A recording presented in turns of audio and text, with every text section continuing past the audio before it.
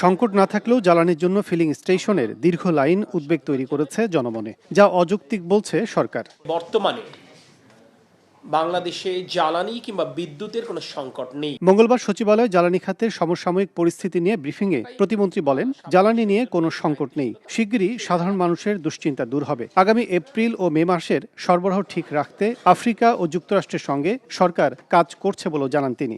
এখন এই তেলের জন্য বিকল্প উৎস হিসেবে আফ্রিকান কান্ট্রির সাথে আমরা কথা বলছি, আমরা ইউএস এর সাথে আমরা কথা বলছি। বিশ্ববাজারে জ্বালানির ঊর্ধ্বগতি থাকলেও দেশে দাম বাড়াবে না সরকার। যে কোনো সিদ্ধান্ত অংশীজনদের সঙ্গে কথা বলেই নেওয়া হবে বলেও আশ্বস্ত করেন তিনি। আমরা আপাতত জ্বালানি কিংবা বিদ্যুতের দাম বাড়াবার চিন্তা করছি না। সংকট না থাকলেও সিলিং কেন, এমন প্রশ্নের জবাবে প্রতিমন্ত্রী বলেন, অসাধু চক্রের তৎপরতা নিয়ন্ত্রণেই এ ব্যবস্থা।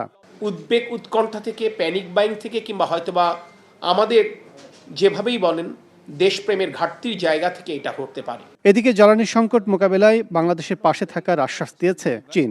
We face the common challenges which is unfolding in Middle East. So we are discussing which way we can work together to overcome these challenges. We can see how to work together. Bharat থেকে পাইপলাইনে মাসে 30,000 ton diesel আসলেও সরবরাহ আরও বাড়ানোর কথা জানিয়েছে মন্ত্রণালয়।